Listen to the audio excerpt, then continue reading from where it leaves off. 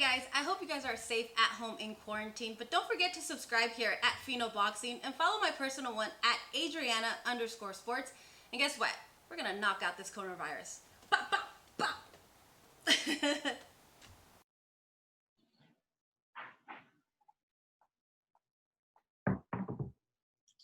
Good morning, everyone. Here with Golden Boy's very own James Wilkins, 9-1, 6 knockouts. We just saw you in action not that long ago in San Antonio at the Jaime Munguia card. Talk first and foremost, how are you dealing with this whole situation with COVID-19? We're all going through a difficult time, but has it been affecting you more than anything? It only way it affected me was the gym being closed, so I had to do like my little workouts home or in the backyard or however I could do them and just continue to do my road work so I stay in shape. But other than that, it's been smooth because to me it's like camp. You know, when you're in camp, you don't really do much, but stay home and relax and train. So the only thing I've been missing was the gym, but I've been back in the gym now for about a week and a half, 2 weeks. Okay, that's good to hear. Obviously, you're taking it as an sense in camp, so that way you kind of stay indoors and not go out and expose yourself too much. You mentioned Yeah. you're back in the gym now for a week and a half. Golden Boy has kind of let a rumor out that they could return in July. Do you know when you could actually see some action once again? Hopefully, since I've been staying ready and Robert knows I've been staying ready, they know I've been working. Hopefully in July sometime. That's what I'm hoping for. I hope I can get on one of those first cards that they have. That's what I want. That's what I'm aiming for. Yeah, hopefully we're able to see you back in action in July. Obviously, like we mentioned, you're part of Golden Boy, and also you have your corner Roy Jones Jr. and another, other people on your team. But nothing was easy to you. You had to work your way to get to this point. Just if you could touch a little bit of brief on, at one point you were homeless, you struggle getting to this point, but obviously you made it here for a reason. Just if you could touch a little about that, of what the struggles that you had to deal with. Um, for me, like starting out, being homeless and going through what I went through, it was, instead of me feeling sorry for myself, it was a way for me to keep pushing and keep working because I understood I'm already at the bottom of the bottom. I couldn't get no lower.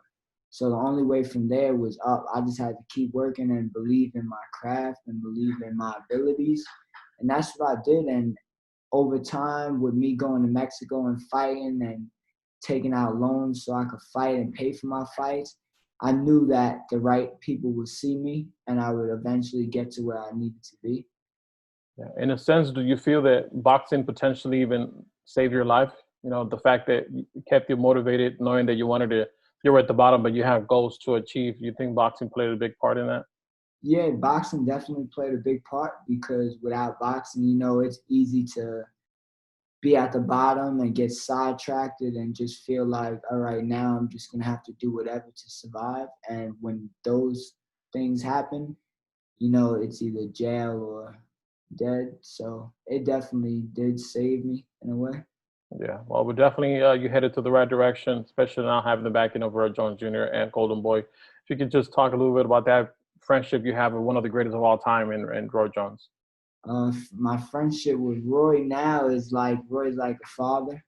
So it's like I got my own room in his crib. He's real cool. Catch chickens, all that fun stuff. And at first, that's hard. Like catching those chickens are hard. It's not easy. And you got to get the right one. Like if he tells you he wants the brown one with the gold head, that's the one he wants. And he'll know if you didn't catch that one because they have pins on them with little numbers. So he'll know where they're supposed to go. Like if you bring it back to him and the pin says 3 pH or something like that, that's the wrong chicken. It has to Wow. be 4 something or up. So he has it kind of like a scene from Rocky where Rocky's, out there chasing chickens and Yeah. catching the correct one. Yeah. And Yeah. then he even has the little chicken eggs on the floor. And when you go collect the chicken eggs and put it back in the chicken house, if it's a round chicken egg, it's just a hen. And where if you go and you catch the one, you get the egg that's pointy, that's a rooster.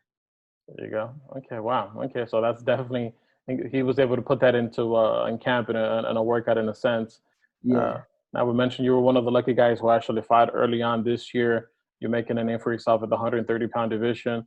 how far away do you see yourself fighting for maybe like a regional title or getting a crack at any of the top 10, top 15 guys at 130 pounds? I think 8 months to a year I could be world champion.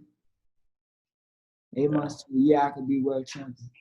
Okay, within Golden Boy, they do have Joseph Diaz, who was able to beat Tevin Farmer for the 130-pound IBF title. Is he one of those guys that you would say he's on your target list, the fact that both of you guys are within Golden Boy and he's a champion at this point? I'm not biased to anybody with a belt.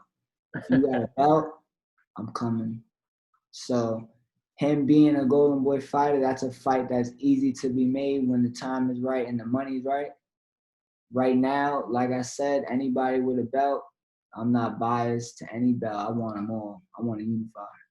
Definitely. Well, you definitely have high goals for you. 130-pound division is one of the most stacked in boxing today. And it's an action-packed, fun division to be in. There's a lot of great fights to be made. And me being hungry and young, and that's what I want. I want those fights that are going to build my legacy to like a Roy Jones Jr., Oscar De La Hoya, and those guys. You know, I want to be on that caliber to where people could look back and be like, he was like a Diego Corrales, Chavez, any one of these guys, you know, like the list goes on and on. Yeah, definitely. You definitely want to make yourself a living legend in a sense once you're able to capture those titles at 130 pounds. If I could get your thoughts on another guy who was a champion at 126, who's actually fighting today on ESPN, which is SHAKUR Stevenson. He's making his way up to your weight class at 130 pounds. Is that a fight, if we present yourself, even if he's not a champion, that you'd be willing to take against Stevenson? Yeah, me and SHAKUR were in the Philly Olympic trials together out there in Philly when we did the Olympic trials back in 2016. So I know a little bit of SHAKUR. SHAKUR knows a little bit of me. He's cool with some of the kids I came up with at the amateurs. But yeah, that's definitely a fight to where when we both have a title, or if he has a title or I have a title, whichever one of us have a title, and we could unify, that'll be a great fight as well. Yeah, no doubt, definitely. If I could get your prediction, he's taking on Puerto Rican Felix Caballero. How do you see that fight playing out, the fact that he's moving up to 130 pounds? And actually, I don't know if you know this, but he's not going to have his head coach in the corner, the fact that Michaela Mayer tested positive for COVID-19, and he was part of that her camp as well. So he's going to be, in a sense, fighting with no trainer. What's your prediction? SHAKUR Stevenson. And during the fight tonight on ESPN, the trainer was not allowed to be in the ring because he was also dealing with Michaela Mayer, who tested positive for COVID-19. Wow. So well, first and foremost, God bless him, and I hope he recovers and gets better. I don't know too much about the guy SHAKUR is fighting, so I can't really speak on him. I don't want to be biased and sound, like I'm just picking sides, but I do know that SHAKUR has good skills. But at the same time, if this guy is rugged enough to bring SHAKUR out of his comfort zone, maybe something could happen. But if anything, I'll probably say SHAKUR wins a unanimous decision, outboxing him. Yeah. I don't know too much about the guy, so I can't really speak on it. Yeah, no, to be honest, I mean, I looked at some tape of the guy, and there's not much tape to go around as it is, just a few highlights. And I would definitely agree with you that SHAKUR Stevenson will take home the victory, most likely via unanimous decision, just outboxing the guy. Lastly, when, if you recall, when you got the call that Golden Boy wanted to offer you your contract, take me through that process, and what does it mean for you to be part of the Golden Boy family? It means a lot because that's the promotional company I wanted to sign with since I was in the amateurs. So it definitely meant a lot to me. And when I first got it, I was looking at the email and it looked like just a fight contract. But then as I kept scrolling down with my manager, it was a promotional contract as well. So that's when I got so excited. I couldn't even sit still. I was just ready to fight and start my journey. Yeah, you've been with them for two fights, and I believe you fought once in LA at the Belasco Theatre, and then at the Alamodome at the McGeer Card. Walk me through the first time walking out of the arena and fighting under that banner. My first fight at the Belasco Theatre, it was cool because it was my first fight on the zone. So being able to fight on the zone felt good. I had all my family watching, friends watching, and it was definitely a good atmosphere being in the Belasco Theatre because I like how the arena's set up to where it's like the fans like right there. I'm not sure if you've ever been there. Yeah, I've But been there quite a couple of times. they have like two levels to where like the upper level you could like kind of feel the fans like hovering over the ring. So the atmosphere in there is amazing. And then going over and fighting in the Alamo Dome in a big time arena to where so many great fighters fighting, it was definitely a dream come true. Yeah, both definitely great arenas. Do you have one that you kind of look forward to? You know, you have the Barclays, you have the MSG now, you have the Forum or Staples, or even the one in Vegas, T-Mobile or the Ranger Stadium. Is there one that you're like, man, I have kind of have a dream to to fight on a pay-per-view card or headline of the zone card for a world title? Is there one that you kind of look forward to?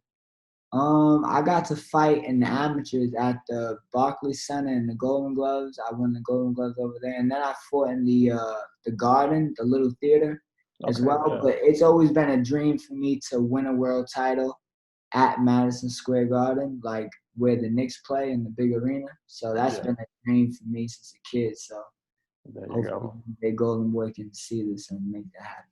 Yeah, man. Hopefully, yeah. I've been there before at the Hulu Theater. It's a nice theater, and obviously at the Barclays. But there's nothing I like like the the Mecca. T-Mobile Arena as well too. I like it Yeah, out there too, and yeah, even the MGM. But me being from New York, I would love to take it back to my city and be able to have all my people there. That'd yeah, be yeah. Definitely, no doubt. I mean, to me, it's the Mecca of sports. When you have Muhammad Ali who fly out there, you have not just from boxing, but all the celebrities and all the Mhm. concerts. And then I would imagine you're a Knicks fan, so Yeah, being at MSG has to be special for you. yeah, it's definitely an amazing feeling being out there. Yeah. Lastly, if I could get a message, obviously, you were able to make a comeback in your life, and now you're in a position for success. Chiqui, send a message to everyone who actually might be going through that, and just where they can follow you on social media, either Instagram or TikTok or MySpace. I don't know what you do, but MySpace, man, that's a throwback. But yeah, just keep giving it your all. Everything that's done in the dark will always come to light. So I feel like when you put the work in, you're guaranteed to get something back good out of it as long as you're pure with what you do. Like if what you do is for a good cause and a good reason, God won't mislead you. It'll be there. You're just gonna have to work a little harder to get it. But it's something that I'm definitely grateful that I never gave up on and I kept my focus to keep pushing. Because when it does get hard, you feel like you're ready to give in, but right before you give in, you'll get something to where it's like, okay, cool. Now if I keep going, I can get a little more and a little more. yeah, man, that's definitely a great message, and you're definitely a successful story. We wish you the best within the boxing world and out of the world. We definitely want to see you succeed. Thank you so much for taking the time, James, and we look forward to see you back in action, hopefully in July with Yeah, the Golden Boy. hopefully in July. And you can follow me on Instagram at Real Crunch Time, Twitter Real Crunch Time, TikTok Real Crunch Time, MySpace. I don't remember. I was probably like 10. Exactly. Yeah, I don't remember my login as well, but yeah, thank you so much, man. We'll definitely look forward to seeing you back in action. Thank you so Thank much for taking the time, and we'll look forward to see you once again. you. Absolutely. Thank you, champion. God bless you. Likewise, man. Have a good one. God bless. Same. See you.